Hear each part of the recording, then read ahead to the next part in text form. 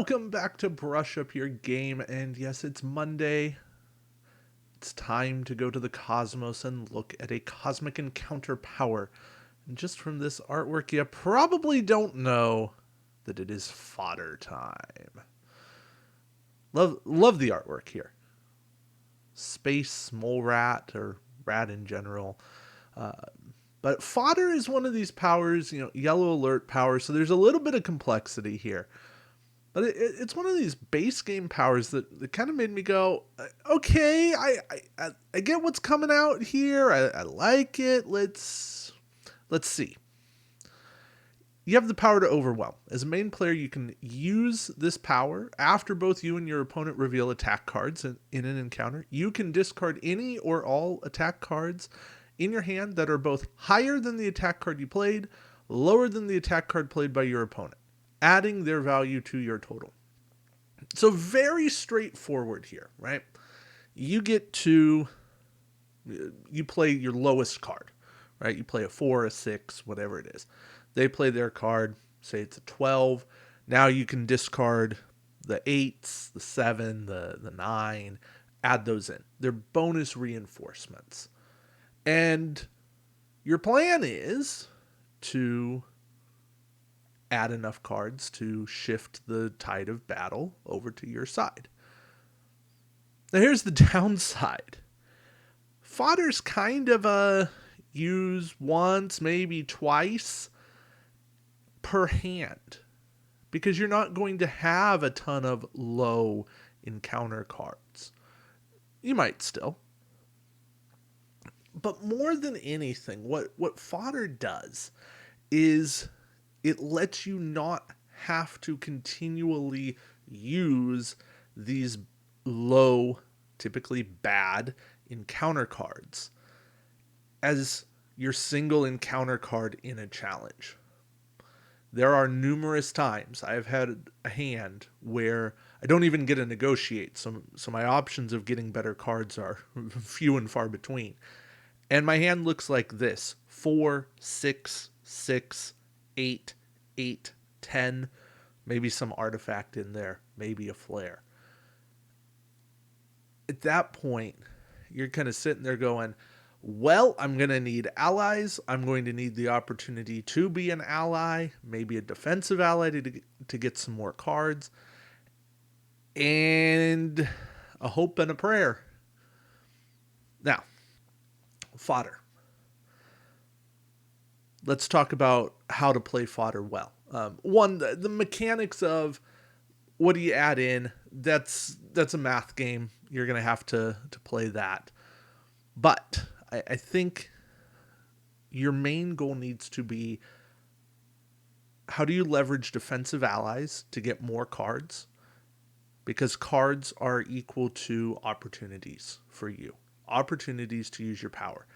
Your goal is to cycle hands fairly quickly. When you have low cards, when you have high amounts of cards, keep doing things to get more cards. Whether that's giving up an encounter to play a negotiate and steal cards from somebody's hand, that's certainly in your favor. If you're in a deal situation, you want to play the table talk aspect, you will take low encounter cards that aren't helpful to them. Yeah, they're helpful to you. They enable you to use your power. Leverage that. Say, you know what? Hey, I am helping you out. I am taking that 4 or 6 that you really don't want. Maybe multiples of them.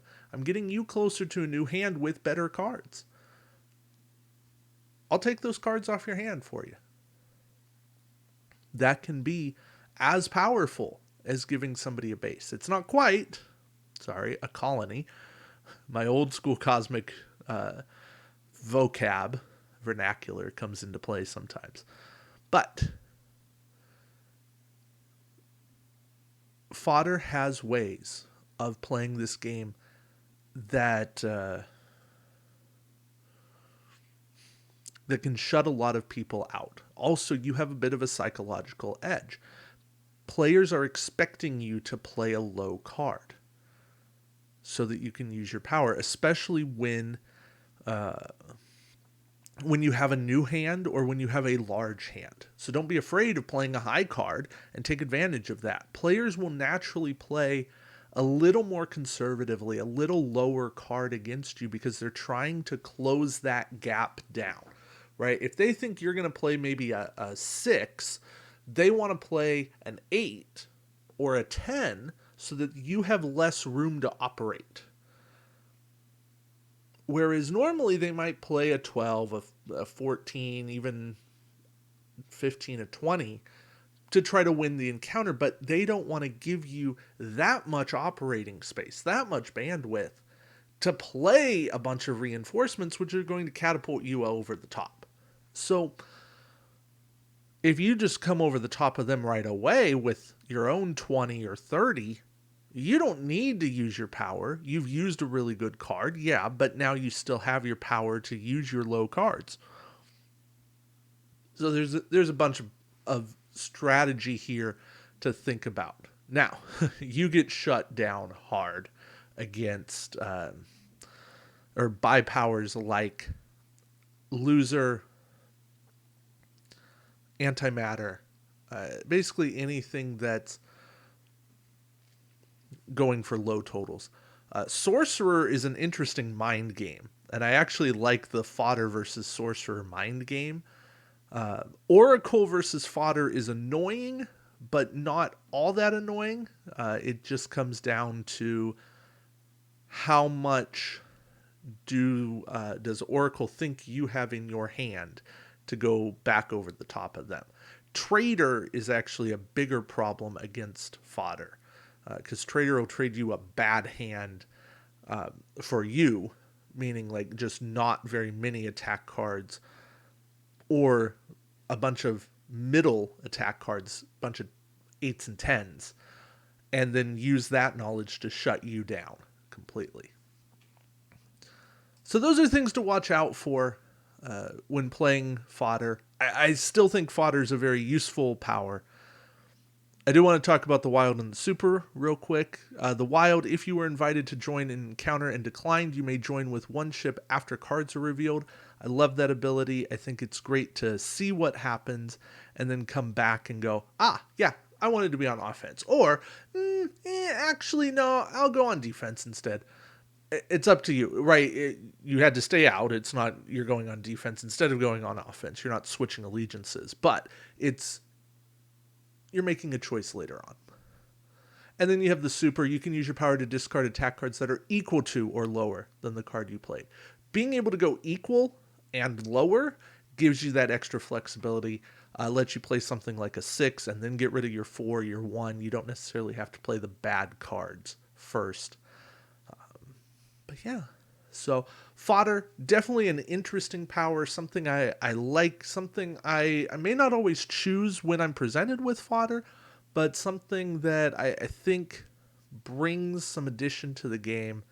And I do like the flavor text here. Always regarded as an inferior scavenging race, the Fodder have amassed a multitude of generally less effective arms. With the astonishingly large cache of second-rate weapons, the Fodder can afford to overwhelm their adversaries. There is power in numbers. That's Fodder. All right. Thank you for watching. Really do appreciate it. Let me know. What do you think of Fodder? And until next time, keep brushing up your game. Take care, guys.